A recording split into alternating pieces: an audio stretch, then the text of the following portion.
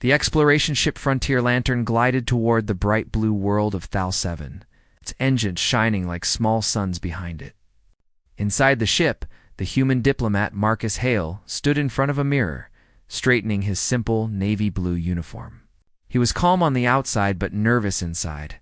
This was the first official meeting between humans and the Thelenians. A new alien species humanity had contacted only a few months earlier. The Thelenians were known to be friendly, intelligent, and very curious, sometimes too curious. They were also an all-female species, something that surprised the scientific community. Marcus had read every report about them, especially the part that said they liked to ask direct questions. He had a feeling that direct might mean something very different too. Aliens. He took a deep breath and stepped out of his room down the hallway. The crew prepared for landing. Holographic panels blinked, officers moved quickly, and soft alarms beeped to show the ship was entering the planet's atmosphere.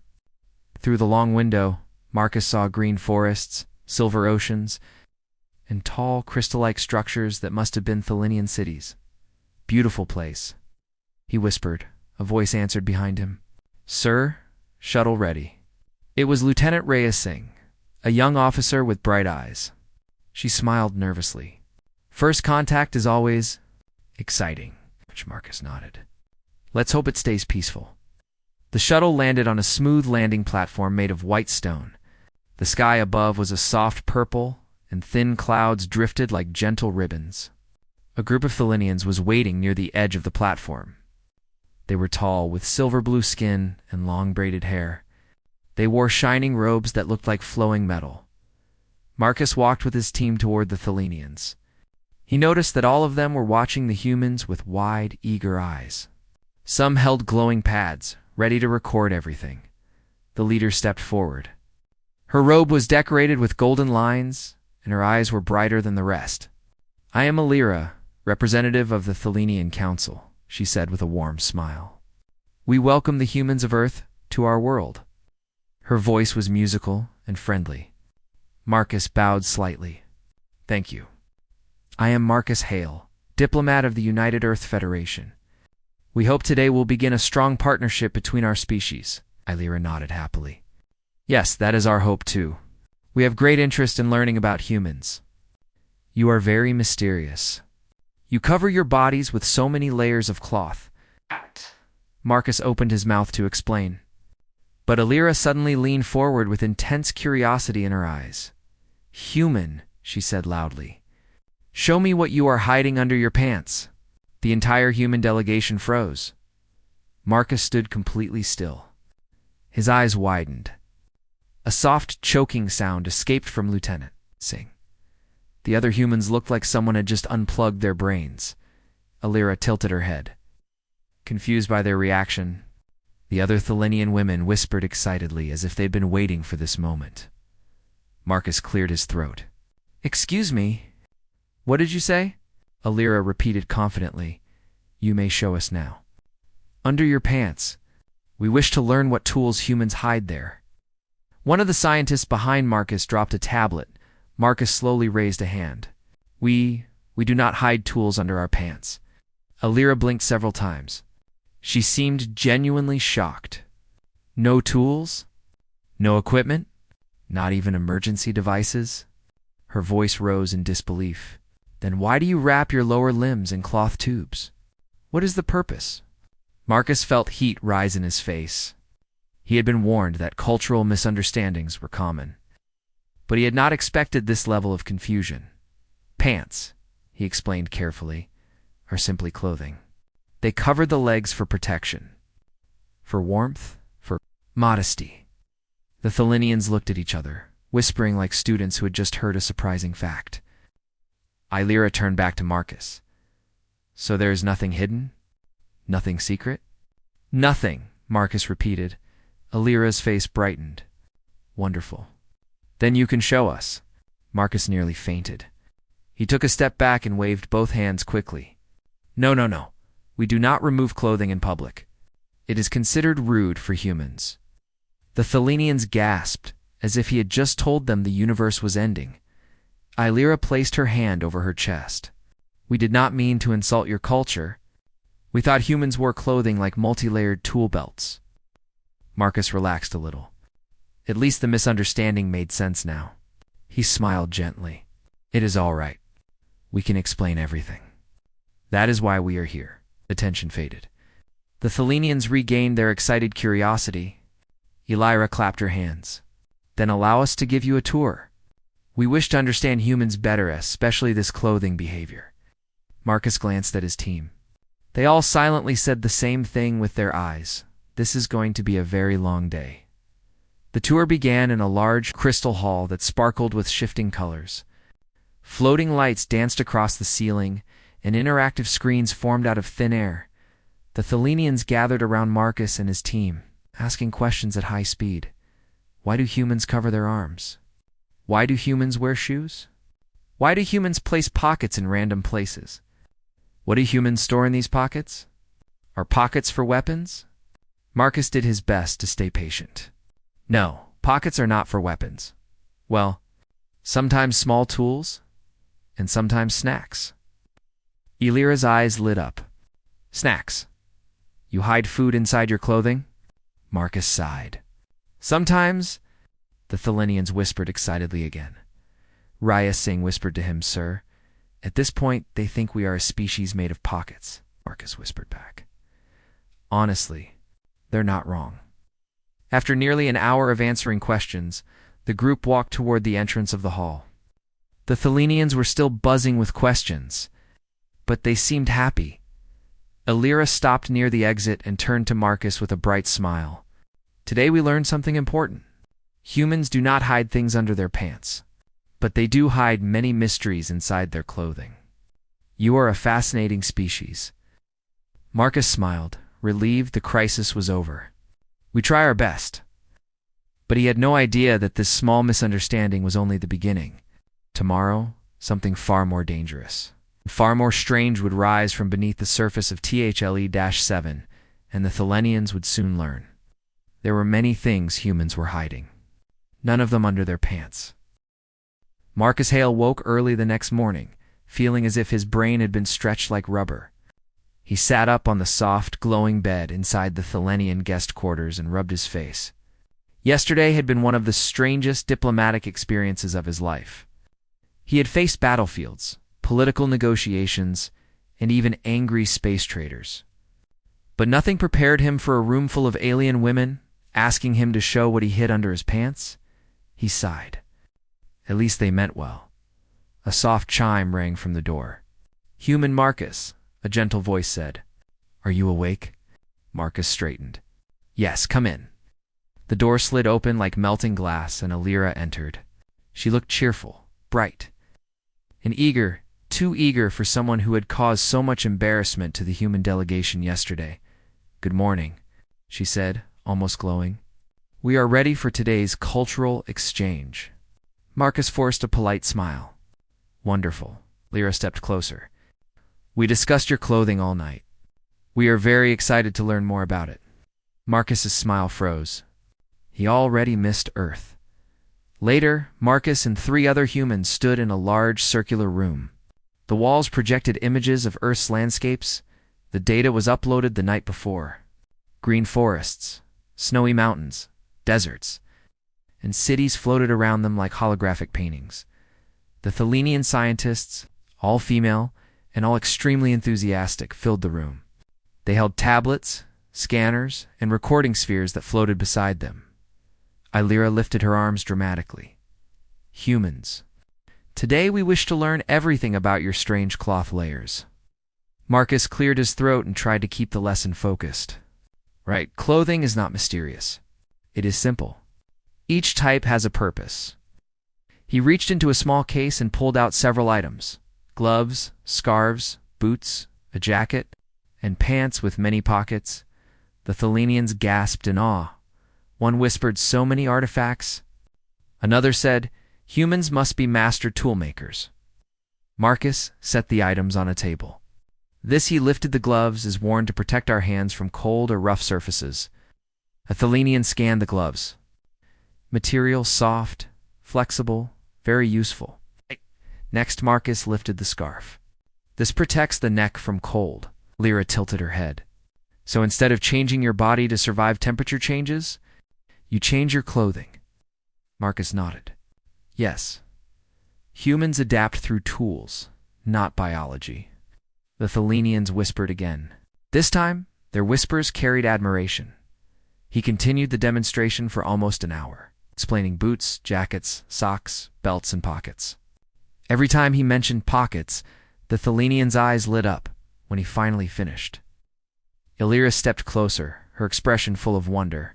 Humans are incredible. You carry your adaptations on your body. You use clothing as a form of protection and creativity, she pointed at his uniform. Even this simple fabric. Hides engineering. Marcus blinked. Engineering. It's just cloth. Illyra shook her head. Your cloth is layered, stitched, and shaped with purpose. That is engineering. Marcus hadn't expected someone to call his uniform engineering, but if it helped diplomacy, he accepted it. After the lesson, Marcus and Illyra walked through the city. The crystal buildings shimmered under the soft purple sky. Gentle breezes carried a sweet scent like flowers mixed with electricity. You humans surprise us, Illyra said. Your species is so adaptable. Marcus looked around at the peaceful alien world. Humans have to be. Our planet has many different climates, Illyra nodded. That explains your interesting inventions? But I still do not understand one thing. He tensed. What thing? Why do your pants have pockets in different places? There is no pattern, no symmetry. Marcus laughed softly. Human pockets are not about beauty.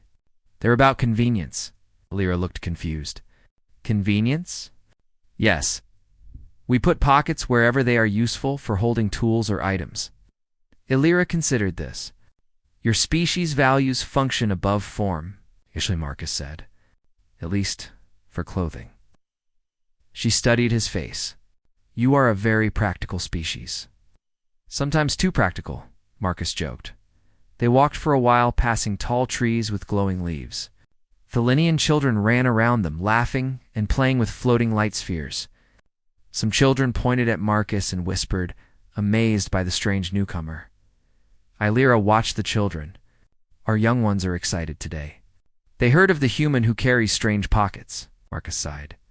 I'm starting to think humans are becoming a pocket legend. Illyra laughed, a soft musical sound. Perhaps. They entered the Thelenian Technology Center, an enormous dome where machines floated, rotated and rearranged themselves like living metal. Scientists worked at glowing workstations, writing formulas in the air. Illyra led Marcus to a large circular platform. This, she said proudly, is our adaptive energy scanner. It studies how different species survive environmental changes. Marcus stepped onto it. Light swept over him like warm wind. A hologram of his body appeared above the platform. Pockets, seams, and fabric layers were highlighted in blue. The Thelenian scientists watched. Fascinated, one whispered, humans do not change biology. They change behavior. Another said, they prepare for danger before danger arrives. Illyra looked at Marcus with sincere admiration. Your species survives because it thinks ahead. Marcus was surprised. He had never thought of clothing as something impressive. On Earth, it was normal. But to the Thelenians, it was a sign of creativity and strategic thinking. Our species struggled for centuries, Marcus said softly. Cold, heat, predators. Changing landscapes. Clothing wasn't just fashion. It was survival. Illyra nodded slowly. Then it is your invention, your cleverness, that makes humans strong. Marcus smiled. We do our best. Hours later, Marcus and his team returned to their quarters. They were tired, but in a good way. Lieutenant Singh sat on a chair, rubbing her forehead. Sir, these aliens think we're geniuses because we wear socks. At least they admire us now. Singh smiled weakly. Better than asking to see under our pants again. Marcus agreed, but just as he relaxed, the ground trembled. The lights flickered.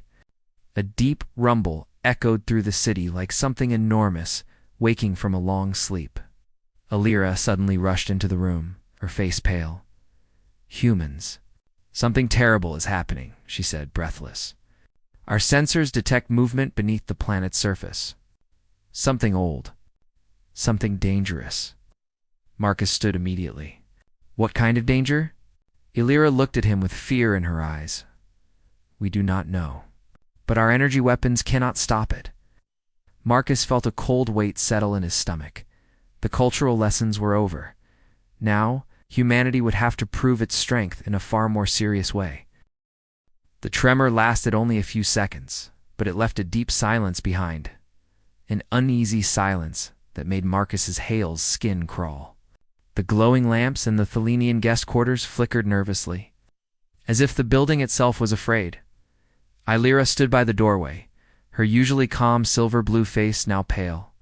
Our stabilizers detected something moving under the ground. Something massive. Marcus exchanged a tense look with Lieutenant Singh and the rest of his team. What kind of movement? He asked. Illyra shook her head. Not natural. Not geological. It follows a pattern like machines. Waking up. That one sentence changed the entire atmosphere. Machines waking up. Marcus stepped forward. Take us to your control center. We need to see this. Illyra nodded quickly and led them through the crystal corridors. The hallways were full of worried Thelenians talking in fast, sharp voices. Some trembled. Others stared at the floor as if listening for more tremors. The humans followed Illyra into a large chamber shaped like a dome. Screens floated in the air, showing maps of Thale 7's underground passages. Red dots moved slowly beneath, crust like hungry insects. One of the Thelenian scientists turned toward Illyra. Representative, the signals match ancient energy patterns. This is impossible, Marcus frowned. What are we looking at? The scientist swallowed hard. Long ago, before our cities existed, another civilization lived here. They created machines, autonomous robots built for defense. Eventually, they turned unstable. The ancient people vanished. We thought their machines deactivated. She pointed at the moving red dots, but they did not. Rhea Singh muttered under her breath, of course. Ghost robots under the planet? Classic? Marcus ignored her comment. How dangerous are these machines? The scientist's voice trembled. Very. They are strong, fast, and do not respond to communication. They see anything alive as a threat. Marcus studied the map. There were dozens of red dots, and more appearing every minute. How do we stop them? He asked. We do not know, Illyra admitted. Our weapons use focused energy beams, but these machines absorb energy. They become stronger from it. The humans froze. Energy-absorbing robots. Perfect. Marcus felt a strange calm settle over him, the kind that came just before a big challenge. Then don't use energy weapons. Humans can fight with physical force. Kinetic tools. Illyra looked confused. Kinetic. Non-energy. Impact, pressure, traps, explosions, metal, force, Marcus explained. Things robots can't absorb. Rhea grinned nervously. Basically, hitting them with real stuff. The Thelenians looked stunned. Energy had powered their civilization for thousands of years. Using simple physical weapons seemed ancient, primitive, and yet maybe exactly what they needed. Illyra whispered, You humans. You fight with invention. Marcus nodded. And we fight to win. The ground trembled again stronger this time. A large holographic map showed a swarm of machines moving upward toward the city. We don't have time, Marcus said. We need to prepare a defense. He pointed at the deep canyon displayed on one of the screens. What is this location? A natural fissure, a scientist said. Very deep, Marcus smiled. Perfect. We're going to build a trap. Lyra blinked. A trap? With what? Marcus tapped his belt. With whatever tools we have. And whatever materials you can give us. Rhea opened her pack and pulled out a small multi-tool. Another human brought out wires and small charges used for mining. A third opened a case of mechanical clamps and anchor spikes. The Thelenians stared in awe. You carry all this? Under your clothing? One asked. Marcus sighed. Not under our pants. Just In our gear, Lyra placed a hand on her chest, impressed. Humans truly are a resourceful species. They rushed to the canyon edge using hover platforms. The canyon stretched wide and dark, like a giant stone mouth, ready to swallow anything that fell inside. Far away, a faint metallic rumble echoed. The machines were coming. Marcus opened a large case and pulled out long steel cables. "We're going to make a collapsing platform," he said. "When the robots cross, the floor will fall under them. They'll drop into the canyon." Lyra watched carefully. "And they won't climb out?" Marcus shook his head. "Not if we add explosives at the bottom. We'll collapse the lower walls on top of them." The Thelenian scientists exchanged frightened but hopeful looks. Rhea handed Marcus a drill. "We're going to need anchor points every 20 meters. Marcus nodded. "Let's start." For hours, humans and Thelenians worked side by side. Humans drilled into the stone, installed clamps, stretched metal beams, and connected explosive charges. Thelenians used their floating construction devices to move heavy materials. Lyra watched. Marcus measure and remeasure every detail. "You humans think differently," she said. "We solve problems with energy and theories. You solve them with your hands." Marcus smiled without looking up. "Hands are underrated." Lyra laughed softly, but the smile quickly faded when another tremor shook the ground. "They are close," she whispered. Marcus looked over the canyon. "We're almost ready." Metallic roar filled the air. The first machines appeared on the horizon. They looked like armored insect 6 metal legs, glowing red sensors, sharp blades along their bodies. Dust rose behind them as they ran in perfect formation. The Thelenians gasped in fear. Marcus felt his heart pound, but he kept his voice steady. "Everyone back. Get behind the rocks." The humans and Thelenians crouched behind cover as the machine's swarm raced toward the trap. They moved with terrifying precision, no hesitation, no emotion. Its only purpose. The first machines reached the platform. For a moment, nothing happened, then crack. The metal floor snapped. Crash! The entire center section collapsed downward. Robots tumbled into the canyon like falling knives, smashing into each other as they fell. Marcus shouted, "Now! Detonate the lower charges." Rhea pressed the trigger. Boom! Boom! Boom! Explosions echoed deep inside the canyon. Stone walls crumbled, burying the machines under tons of rock. A thick cloud of dust rose into the sky. Silence fell. A long, heavy silence. Then Lyra slowly stood, staring at the canyon in disbelief. You stopped them." Marcus shook his head. "We slowed them. We don't know if more will come." Lyra's eyes shone with new understanding. "But you humans have shown something powerful today." She placed a hand on her heart. "You do not need energy beams. You do not need advanced weapons. You win with your creativity." Marcus smiled. "This is what humans do. We adapt. We improvise. We survive," Lyra whispered, almost in awe. "Maybe. This is what you were truly hiding all along." No tremors. No sounds. Just dust drifting over the canyon like smoke after a great battle. Marcus Hale slowly stepped toward the edge, shielding his eyes from the sunlight.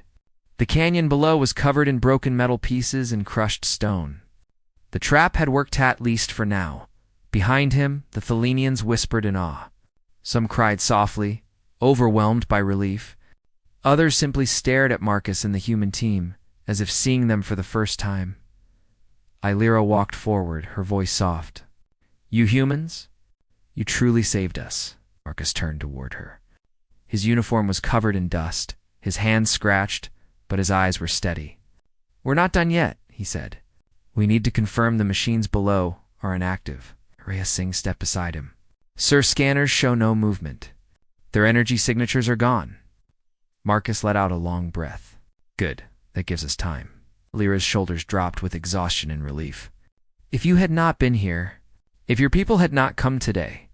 She didn't finish the sentence, but everyone understood. The Thelenians led the humans back to the city, where crowds had gathered.